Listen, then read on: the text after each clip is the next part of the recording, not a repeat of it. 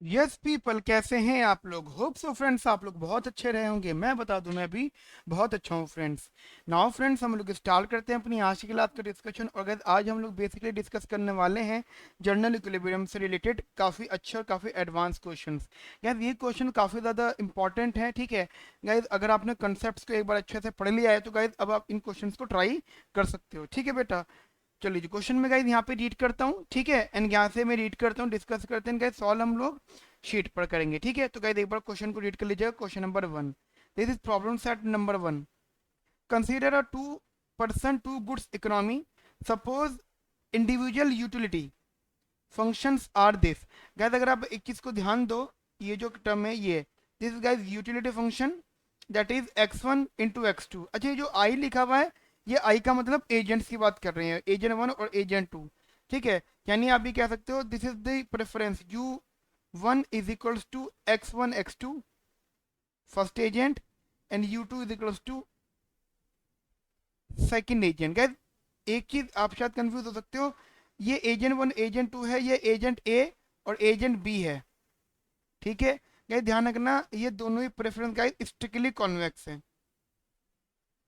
Strictly convex preferences है। Now guys, guys हमें यहाँ पे एंडोमेंट दे रखी है 1,9, ठीक है जी।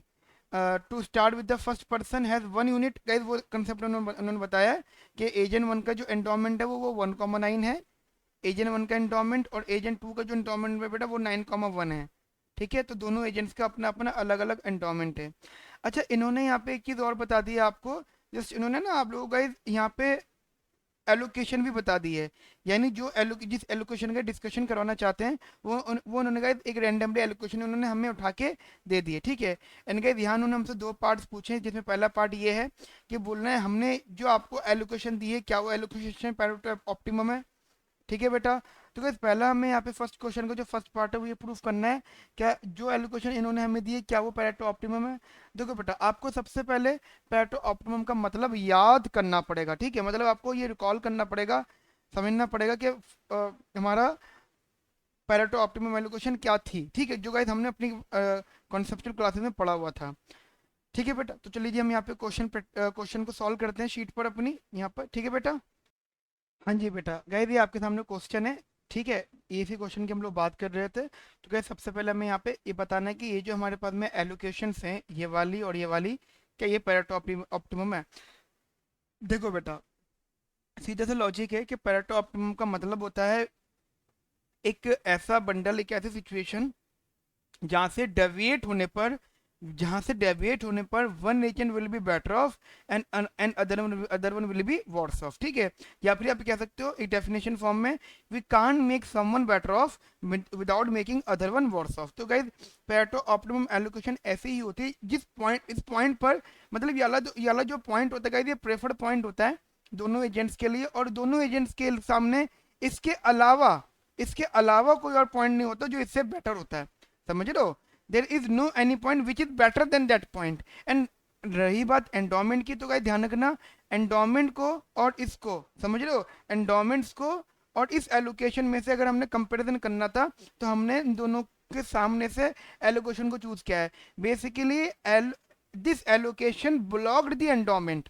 अगर आपको टर्म भी समझना होगा इस ब्लॉक वाला, ठीक है, this allocation blocked the endowment. तो ध्यान रखना, allocation is superior than endowment. This allocation is superior than endowment, and you know that guys, जो allocation superior हो सकती है, they can be pareto optimum but they cannot be, समझना, जो allocations superior होती हैं गाइज वो पैरेटो ऑप्टिमम हो सकती हैं, लेकिन इसका मतलब ये नहीं कि जो हमारी एंडोमेंट है वो पैरेटो इन्फीरियर होंगी, ठीक है गाइज। ये कुछ डेफिनेशन टर्म्स थे जो आपने मेरे साथ में उस दिन स्टडी किए थे। तो गाइज अब देखो कंसेप्ट समझना, जस्ट हमें पैरेटो ऑप्टिमम बताना है। हम लोग क्या करते हैं, सबसे पहले चेक कर लेते हैं कि हमारी utility with the endowment and with the हमारे पास जो बंडल एलोकेशन अवेलेबल है। तो अगर मैं एजेंट ए का एलोकेशन एंडोमेंट पर यूटिलिटी निकालूं तो कैसे कितना आएगा 9, और एजेंट ए का ही अगर मैं एलोकेशन पर जो उन्होंने दिया है अगर उस पर यूटिलिटी निकालूं वो भी आएगा 9, ठीक है। और अगर वहीं मैं बात करूं एजेंट बी का, उसकी एंडोमेंट के बेसिस पे यूटिलिटी निकालूं तो गाइस वो आएगा 9, लेकिन अगर मैं एजेंट बी का एलोकेशन के बेसिस पे यूटिलिटी निकालूं तो बेटा वो कितना आएगा 49। यानी क्या है यहाँ पे जो एलोकेशन है, दिस एलोकेशन मेक्स एटलीस्ट या फिर makes one of the agent better off and other one will be remain same. मतलब ये जो एलोकेशन है एक एजेंट को स्ट्रिक्टली बेटर ऑफ कर रही है या फिर उसकी यूटिलिटी को बढ़ा रही है एंडोमेंट्स के कंपैरिजन में। एंड गाइस जो दूसरा एजेंट मतलब एजेंट ए है गाइस, उसकी यूटिलिटी बेसिकली कम है। ठीक है बेटा, तो ये तो बात कंफर्म हो गई कि हमारे पास जो एलोकेशन है guys, this allocation is superior than endowment. ठीक है, मगर ये चीज समझ के रखना, आपको सबसे पहले बताना पड़ेगा कि एलोकेशन सुपीरियर होनी चाहिए एंड साथ साथ ये जो एलोकेशन है वो एंडोमेंट को ब्लॉक्ड भी कर रही है। तो अब लिखना गाइस यहाँ पर allocation x, that is x1 x2 xa x2 मतलब दोनों एजेंट्स की superior than endowment and also blocked the endowment। ठीक है, but it doesn't mean that कि एंडोमेंट इज पैरेटो इंफीरियर। ठीक है, एंडोमेंट पैरेटो इंफीरियर नहीं है, बस ये हो गया कि वो रिजेक्ट हो गई है। क्लियर बेटा? ना हो गया देखो, जब हम लोग बात करते हैं यहाँ पर, जब हम लोग यहाँ पे बात करते हैं पैरेटो ऑप्टिमम की, तो गाइस पैरेटो ऑप्टिमम की डेफिनेशन तो गाइस आप लोगों को बहुत अच्छे से पता ही है। दैट इज मीन एक ऐसा point that where we can't make someone better without making other one worse. तो गाइस एक बार डेफिनेशन भी लिख लो आप लोग पैरेटो ऑप्टिमम की या एफिशिएंसी की। At that point if we deviate from the point, मतलब उस पॉइंट के बाद में उस पॉइंट से डेविएट करते हैं, then one agent will be better off and other one will be worse off. और गाइस और में भी आएगा वन, या फिर क्या, और no one will be worse off, या फिर ये गाइस इसको भी थोड़ा क्लियर कर लेते हैं हम लोग। मैं गाइस आपको बस अच्छी सी डेफिनेशन लिखवाना चाहता हूँ यहाँ पे। आप लिख सकते हो one will be better off and other will remain same. मतलब गाइस ध्यान रखना, जब हम ये कहते हैं कि एक बंदा बेटर ऑफ और एक बंदा रिमेन सेम, तो गाइस इस सिचुएशन को हम लोग बोलते हैं पैरेटो सुपीरियरनेस। ठीक है, पैरेटो सुपीरियरनेस। और गाइस ये बात मैं आपको पहले बता देता हूँ, जो पॉइंट या जो एलोकेशन पैरेटो सुपीरियर हो सकता है, that allocation can be Pareto optimum. ठीक है बेटा, तो गाइस यही चीज़ आप अपने माइंड में रखिएगा। मैं लिख देता हूँ गाइस एक स्टेटमेंट और आपके लिए कि in this allocation x is Pareto superior to initial endowment to initial endowment to initial endowment so that we conclude that we conclude, ये यहाँ से दैट हटा दो, so we conclude that allocation, या फिर so we conclude that endowment E1 E2 या EA और EB will be rejected in favor of allocation। यहाँ भी आप ए बी लगा दो, ज़्यादा बेटर रहेगा, कन्फ्यूजन नहीं रहेगी आपको। क्लियर है बेटा? ठीक है, यहाँ तक आप लोग मेरी बात समझे। एंड गाइस जैसा कि आप लोगों ने जस्ट ये बात समझी थी, मैंने आपको बताया था कि पैरेटो ऑप्टिमम को जब आपको बताना होगा ना, तो आपको पैरेटो ऑप्टिमम बताने के लिए ये प्रूफ करना पड़ेगा कि जिस एलोकेशन की बात चल रही है वो एलोकेशन सबसे बेहतर है। इवन एंडोमेंट के कंपैरिजन में, और साथ साथ अगर आप किसी और से भी कंपेयर करते हो तो उसके कंपैरिजन में भी ये एंडोमेंट बेहतर है, ठीक है। इससे अच्छी एंडोमेंट इस ये सॉरी ये एलोकेशन बेहतर है, और इस एलोकेशन से बेटर कोई भी एलोकेशन अवेलेबल नहीं है, चाहे वो एंडोमेंट ही क्यों ना हो, ठीक है बेटा। तो ये चीज़ अपने माइंड में रखिएगा।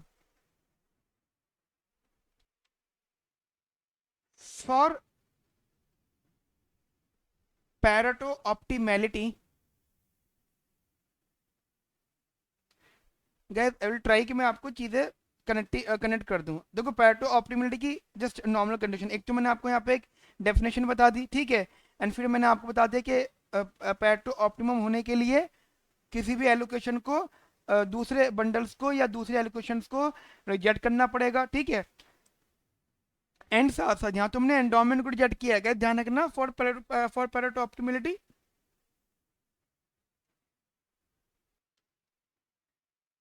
there is no any other allocation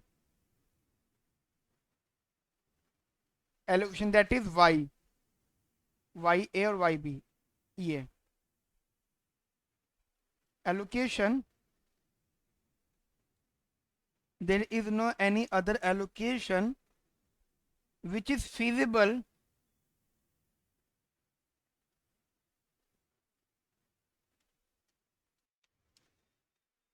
is superior is superior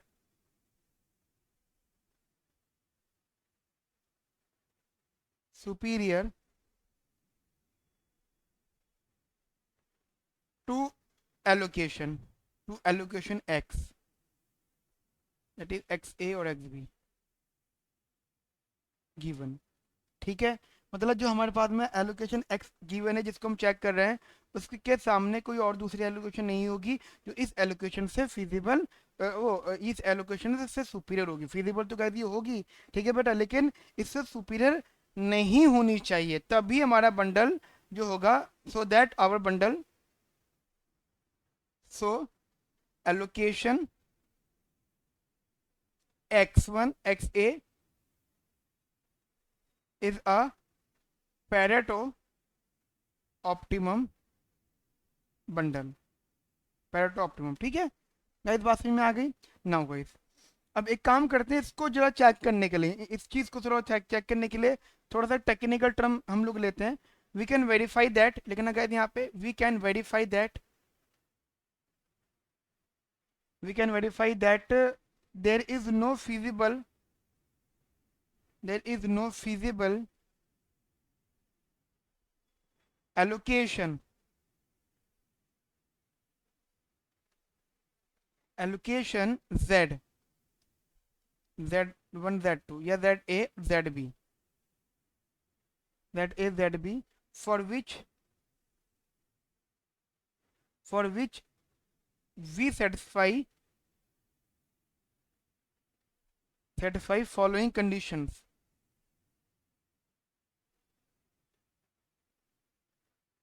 and guys वो कंडीशन क्या होगी, देखो समझो। मेरे सामने दो सिचुएशंस हैं, दो बंडल्स हैं, कौन कौन से। अभी गैस मैं वाई की बात नहीं कर रहा, वाई वाली बात तो मैंने जनरल आपको समझाई थी। यहाँ पे हमने एक्स ए और एक्स बी को लिया है। एक एलोकेशन ये है, और एक एलोकेशन मेरे पास बेटा कौन सी है, जेड वाली। तो मैं ये कह रहा हूँ मेरे पास सिचुएशन है, मान लो मैंने ith एजेंट की यूटिलिटी के अंदर जेड एजेंट आई की ही एंडोमेंट एलोकेशन रखी है, ठीक है। मैं बोल रहा हूँ मैंने एजेंट ith एजेंट की यूटिलिटी के अंदर उसी की ही एलोकेशन पुट करी है, और सिमिलरली मैंने एजेंट आई की ही एलोकेशन यूटिलिटी के अंदर उसकी एंडोमेंट पुट करी जो हमें गिवन थी, ठीक है। अब देखो मान लो मैं कहता हूँ there is no feasible allocation that, जहाँ पे ये चीज सेटिस्फाई हो जाए, कौन सी चीज, देखो ये चीज, ये ठीक है, ये ith एजेंट है, तो ये jth एजेंट हो गया, ये जे गाइस, ठीक है। ये गाइस डेफिनेशन है गाइस, ये जे है, ये नीचे जे लिखा हुआ है और ऊपर वाले में गाइस आई है। देखो ध्यान रखना, फर्स्ट वाली होल्ड्स फॉर ऑब्वियस बात है both agents one and two, and this is holds for at least at least one individual, इसका मीनिंग पता है क्या होता है, देखो समझो। इसका मीनिंग ये होता है कि मैंने जेड, देखो मान लो दो एलोकेशन थे, ठीक है, वो सॉरी दो एंडोमेंट, दो एजेंट्स थे। If there let suppose there are two agent, जैसे जो क्वेश्चन चल रहा है, देर आर टू एजेंट्स, ठीक है, जो कि क्वेश्चन भी चल रहा है, तो हम ये मान के चलेंगे एजेंट ए, कि मैं अगर आपने एक जेड एलोकेशन रखा और एजेंट ए के ही यूटिलिटी के अंदर आपने एलोकेशन रखा ये 3,3, ठीक है, तो ये इससे ज्यादा होगा, ध्यान रखना। This is hold for both agents. अब देखो यहाँ पे वीकली प्रेफरेंस है, तो अब देखो गाइस सिंपल सी बात है, दोनों के दोनों एजेंट वीकली प्रेफर्ड होने चाहिए उस एलोकेशन को जो उन्होंने न्यू बोली। एक एलोकेशन गिवन है, एक उन्होंने न्यू एलोकेशन बोली है, या तो ये हो या फिर एटलीस्ट अगर स्ट्रिक्टली भी हो तो कम से कम एक एजेंट के लिए अप्लाई होना चाहिए ये, ठीक है बेटा। यहाँ पे ध्यान रखना, कम से कम एक एक एजेंट के लिए अप्लाई होना चाहिए। मैंने यहाँ पे गाइस आपके लिए दोबारा से मान लो मैंने यहाँ पे लिख दिया ए ही लिख दिया, ठीक है, ए ही लिख दिया मैंने, ठीक है बेटा, यहाँ पे मैं ए ही कर देता हूँ मैं। This is hold for at least one, मतलब कम से कम एक एजेंट स्ट्रिक्टली प्रेफर्ड होना चाहिए। अब दूसरा चाहे रिमेन सेम हो चाहे प्रेफर्ड हो जाए, ठीक है, और ये वाली चीज दोनों को दोनों वीकली प्रेफर्ड हो, ठीक है बेटा। तो ध्यान रखना इसे हम पैरेटो ऑप्टिमम बोलते हैं। क्लियर बेटा, ये जस्ट डेफिनेशन। अब गैस ये चीज ध्यान रखना, अब यहाँ पे दो तरीके आपको बताने के, या तो कोई एलोकेशन लो, ठीक है, कोई भी एलोकेशन आप उठाओ बस फीजिबल होनी चाहिए। तो हमने मान लो हमारे पास में टोटल सप्लाई अवेलेबल है, टोटल सप्लाई हमारे पास अवेलेबल है एक्स की 10, वाई की 10, सॉरी एक्स वाई नहीं, ये ऐसे कर लेते हैं, गुड 1 की 10 एंड गुड 2 की भी 10, ठीक है। एक एलोकेशन जो हमें गिवन है वो 3,3 है, और एक एलोकेशन जो है वो 7,7 है। इससे जो एजेंट ए की यूटिलिटी आ रही है 3,3 से वो 9 आ रही है, एजेंट बी की जो यूटिलिटी आ रही है 7,7 से वो 49 आ रही है। अगर हम लोगों ने जस्ट एक एलोकेशन रैंडमली लाए कि हमने मान लो ये 4,2 कर दिया, ठीक है, और जस्ट अभी इसको लिखने वाला हूँ, तो 4 4 2 से 8 हो जाएगी, इसकी यूटिलिटी कम हो रही है। और यहाँ पे अगर हमने इसका मान लो भाई इसकी एक पॉइंट बढ़ाया, ठीक है, तो इसका एक पॉइंट कम हो गया होगा, इसका हमने एक पॉइंट कम किया तो इसका एक पॉइंट बढ़ गया होगा, तो 8 6 48, समझ रहे हो।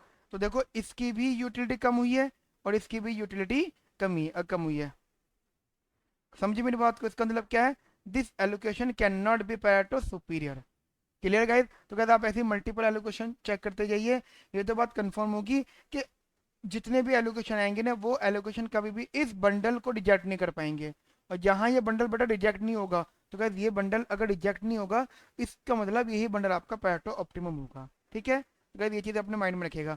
गाइस अगर आपने एक चीज़ ध्यान दी तो मैंने पैरेटो ऑप्टिमम को मैं चाहता था टू द पॉइंट ये चीज़ आखिर में भी मतलब स्टार्टिंग में चेक कर सकता था, और इवन ये चीज़ इधर ही चेक हो गई, लेकिन गाइस हमने पैरेटो ऑप्टिमम का एक्सप्लेन किया, फिर थोड़ा सा क्वेश्चन की तरफ गए हैं, ठीक है। उसके बाद में हमने ये जस्ट प्रूव किया कि अगर हमारे पास में एलोकेशन एक्स अवेलेबल हो तो हम कैसे उसको पैरेटो ऑप्टिमम कब बोल सकते हैं कि there is no any other allocation which is pareto superior to that allocation which is given in question, ठीक है।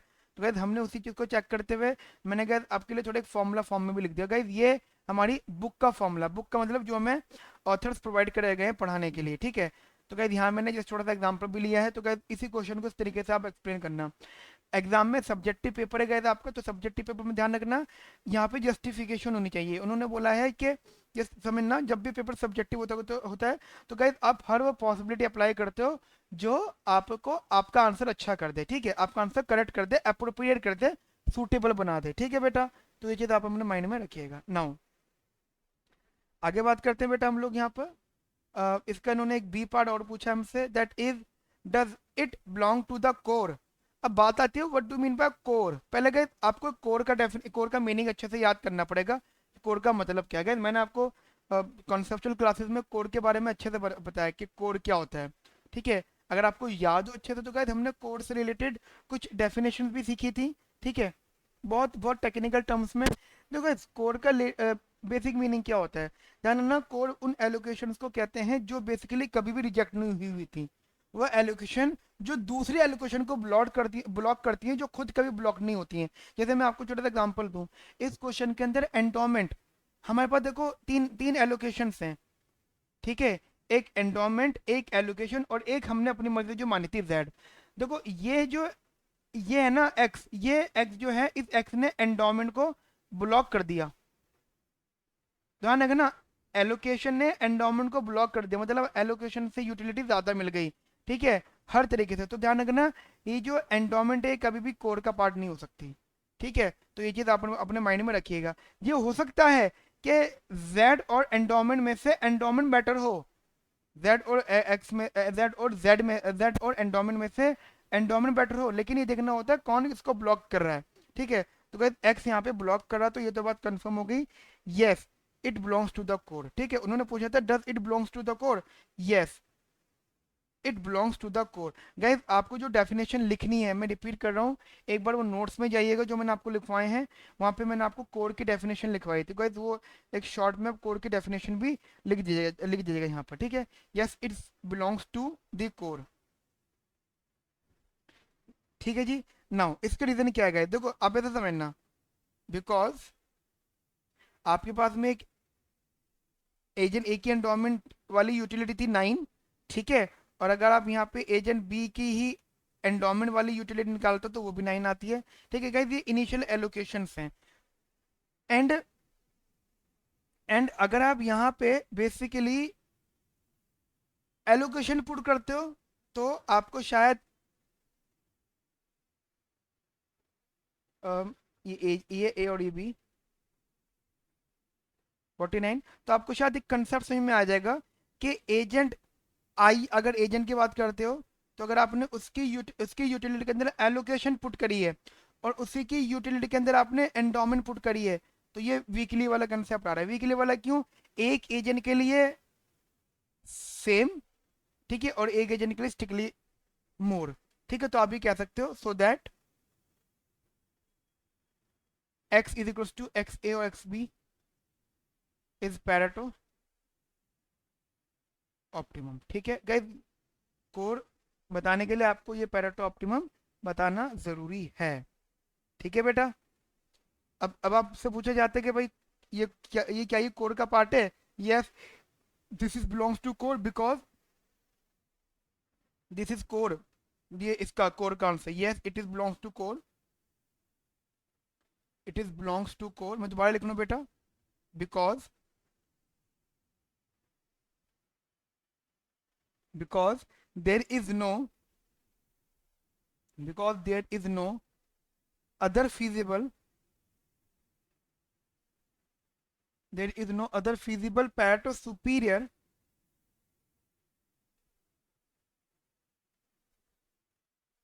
that is z a z b। ये कह सकते हो guys, अब वो एंडोमेंट हो या एलोकेशन है, which can block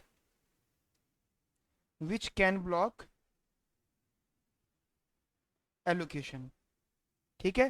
गैस यहाँ पे सारा ब्लॉक कोलेशन का केस होता है, मतलब ब्लॉक का ही कंसेप्ट होता है।